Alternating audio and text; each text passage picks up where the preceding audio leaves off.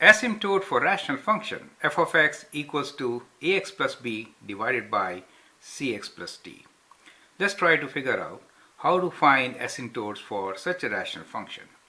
So let me rewrite this function and then we'll try to analyze it. So we have ax plus b in the numerator and cx plus d in the denominator. So for the time being, let us assume that a, b, c and d all belongs to real numbers and they are not equal to 0, okay? So they have some value but not 0, correct? So let's assume that part and then do the needful.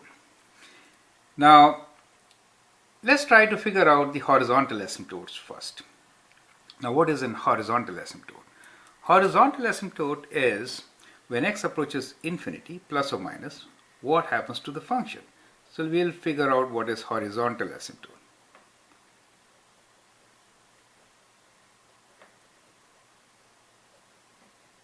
So horizontal asymptote, what we are trying to see is when x approaches positive infinity, what happens to f of x? And when x approaches negative infinity, what happens to f of x? This is what we are trying to answer. If f of x approaches a value, then horizontal asymptote exists, otherwise it does not exist, correct? So for this, we need to find limit of the function as x approaches positive or negative infinity. So let's do that part. So limit of f of x, we'll do limit of f of x as x approaches. Let me write both positive or negative infinity and then we'll separate it out as the case may be. So we'll write limit x approaches positive or negative infinity for this particular function. So what I'll do is I'll take x common in numerator and in denominator and rewrite the function. So we can write this as x, I've taken factored x out, and so we get a plus b over x. And here we get x factored out and we can write this as c plus d over x, correct? So that is equivalent expression of the given rational function. Now in this particular case, what we can do is we can cancel out x, correct? There are common factors in both numerator and denominator. And we are left with a plus b over x and c plus d over x as our factors in numerator and denominator respectively. Now tell me, if x is a very large number, maybe plus or minus infinity, then what happens to b over x or d over x? Well, if x is very large, b over x will approach 0, right? Similarly, d over x will also approach 0. So what you are left with? You are left with limit when x approaches plus or minus infinity, a very large number, you are left with this function as a over c. Do you see that? Since b over x and d over x, both of them will approach 0, right? This will also approach 0 since x is very large. So we get limit of this function approaches a over c. Now a and c are constants, they are real numbers. So when your x is approaching infinity or plus infinity or minus infinity, you only approach a over c, the ratio, correct? And therefore you can say for this particular function, a over c should be the horizontal asymptote. So we can write here that as x approaches plus infinity or minus infinity, the function actually approaches a over c, right?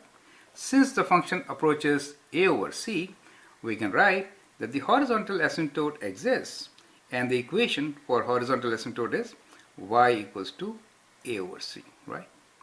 So what is a over c? These are the leading coefficients, right? That is what a over c is.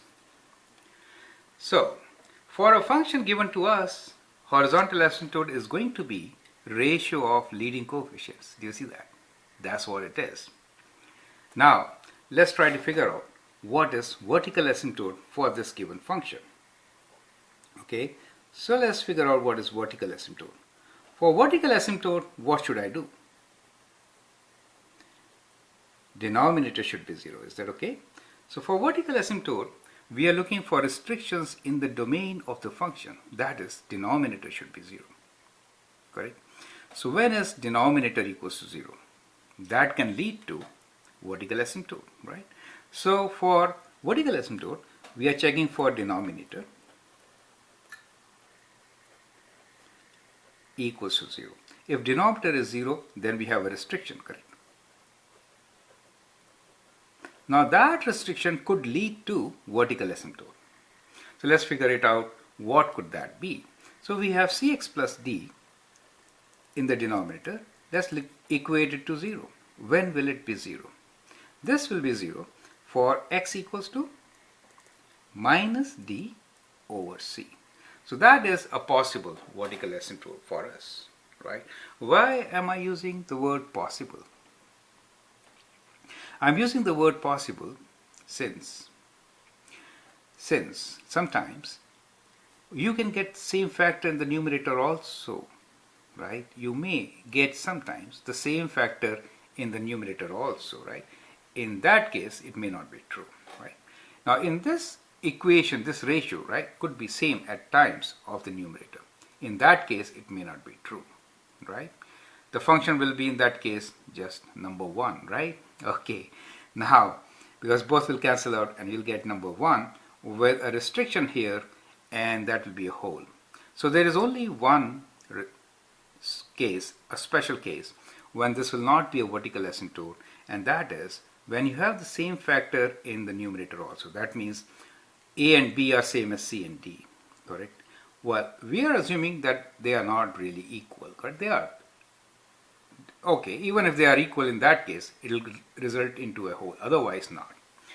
So what we see here basically is that there is a vertical asymptote at x equals to minus d over c.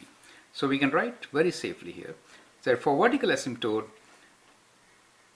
the value is x equals to minus d over c. Now minus d over c is the ratio of denominator.